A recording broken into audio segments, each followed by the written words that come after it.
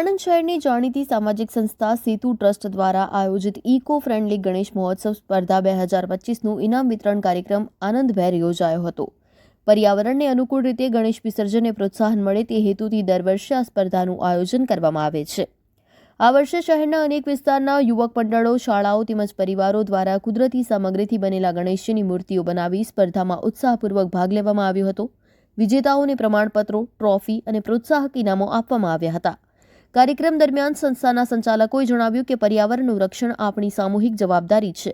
ગણેશોત્સવ જેવા પવિત્ર તહેવારમાં કુદરતને નુકસાન ન થાય તે માટે ઇકો ફ્રેન્ડલી ગણેશજીની સ્થાપના અને વિસર્જન ખૂબ જરૂરી છે। કાર્યક્રમમાં શહેરના અગ્રણીઓ, સ્પર્ધામાં ભાગ લેનારા તેમજ સ્થાનિક નાગરિકો મોટી સંખ્યામાં ઉપસ્થિત રહ્યા હતા।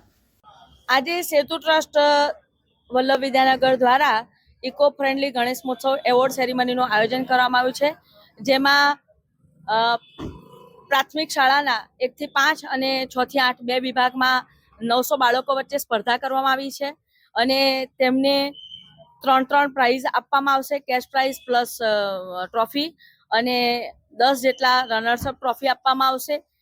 તદુપરાંત આખા જિલ્લામાંથી આપણે 68 જેટલા યુવક મંડળો, હોમ ગણેશા કરતા લોકો અને ગ્રામ્ય કક્ષાએ પોળોમાં જે લોકોએ ઇકો ફ્રેન્ડલી ગણપતિ દાદાની સ્થાપના કરી છે તેમાં 3 કેટેગરીમાં સ્પર્ધા રાખવામાં આવી છે, જેમાં બેસ્ટ ઇકો ફ્રેન્ડલી મૂર્તિ, બેસ્ટ ડેકોરેશન ઇકો ફ્રેન્ડલી અને બેસ્ટ ઇકો ફ્રેન્ડલી થીમ, અને એમાં બધી જ વસ્તુમાં મૂર્તિ ઇકો ફ્રેન્ડલી હોવી કમ્પલસરી છે અને આમાં 68 જેટલા યુવા ગ્રુપોએ ભાગ લીધો છે, ગણેશ મંડળોએ ભાગ લીધો છે અને આજે એમને આપણે એવોર્ડથી સન્માનિત કરીશું।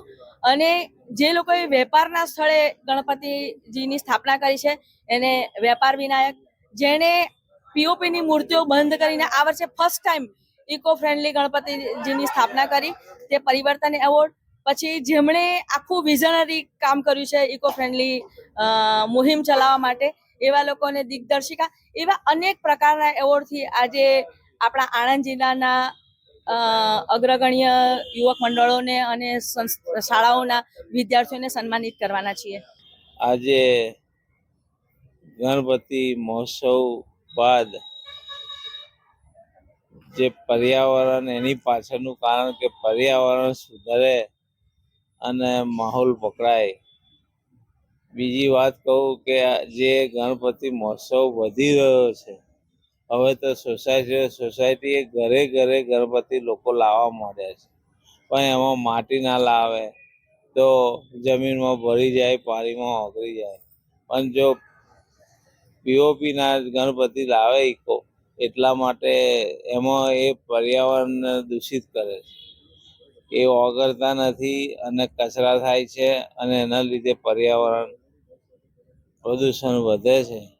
તો આ સરસ કાર્યક્રમ કર્યો છે, લાસ્ટ યરે કર્યો તો સુધાબેને, તો સુધાબેનને ખાસ અભિનંદન આપું છું કે આ પ્રોગ્રામ તમારો કન્ટિન્યુઅસ ચાલુ રાખજો, અમે બધા તમને સાથ આપીશું, અમે બધા એમની સાથે છીએ। તો આવા પ્રોગ્રામ અવારનવાર પર્યાવરણલક્ષી પ્રોગ્રામ તો વર્ષમાં 2-3 વાર તો થવા જોઈએ એવી મારી સુધાબેનને પણ વિનંતી છે।